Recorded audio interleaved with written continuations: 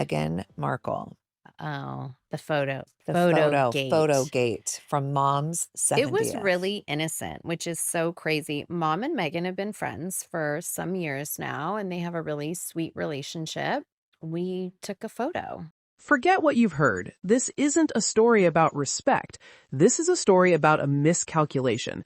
The kind of miscalculation that happens when a former prince and a duchess try to play the Hollywood game, but forget the rules.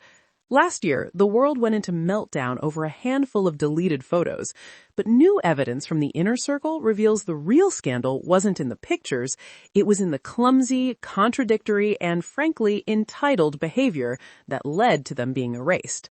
We were told that it was totally cool to post, and then after it was posted, I think they realized it was Remembrance Day, and they didn't want to be seen at a party, even though it's already up. Welcome back. We're re-examining what the Kardashians have now dubbed PhotoGate, the bizarre social media blackout that followed Kris Jenner's star-studded 70th birthday party.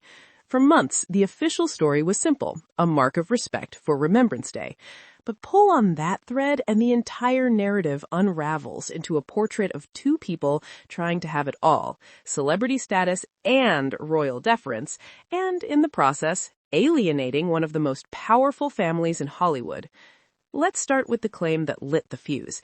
In the immediate aftermath, sources from the Sussex camp told the press that Harry and Meghan had declined permission, allegedly ticking no on a photo consent form upon arrival. Sounds definitive, right? Well, according to the Kardashians themselves, that's a fiction. Kim and Khloe were unequivocal. There were no such forms. They were in direct communication with the couple and were given the green light. We're never ones to post without permission. It's not who we are, Kim stated. So, from the very beginning, we have a fundamental contradiction. Their camp's story versus the facts from the hosts who posted the pictures. But here's the rub.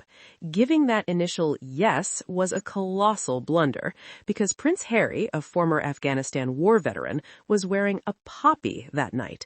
This wasn't just any Saturday, it was the weekend of Remembrance Sunday, one of the most solemn dates in the British calendar. So after the pictures went live, the Sussexes had a belated panic. They realized that being photographed partying and dancing on the dance floor at a Hollywood moguls bash was terrible optics for a veteran on that day.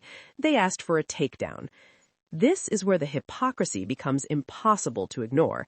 The same night, Harry and Meghan were happy to be photographed at the Baby to Baby charity gala.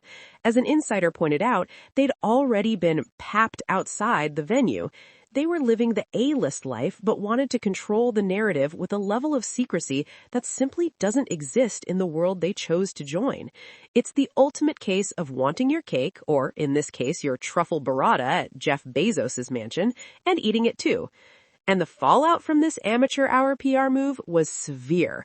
Sources at the time said Kim was pissed off and baffled.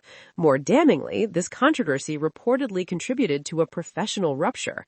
Respected royal reporter Tom Sykes noted that the couple's then chief publicist, Meredith Maines, believed she was misled on the facts about the phantom photo consent forms, and this episode played a part in her decision to leave after less than a year. When your spin costs you your top PR advisor, you've messed up badly. So let's answer the big question. What does PhotoGate reveal about Harry and Meghan?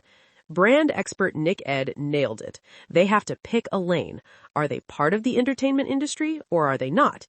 You cannot leverage your royal fame to secure invites to the most exclusive parties, then turn around and demand to be erased from them like ghosts. That's not respect. That's entitlement. Their actions exposed a fundamental lack of understanding. In Hollywood, your relationships are your currency. The Kardashian-Jenner clan operates on a code of mutually assured publicity.